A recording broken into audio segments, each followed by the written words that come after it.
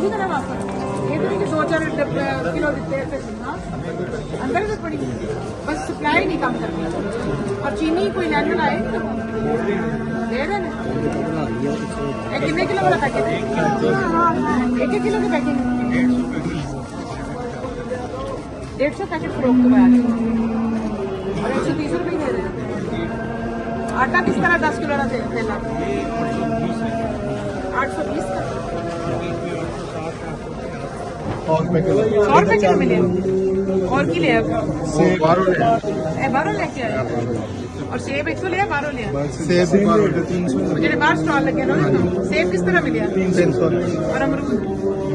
350 छाबड़ी वाले को ले आओ तो 150 में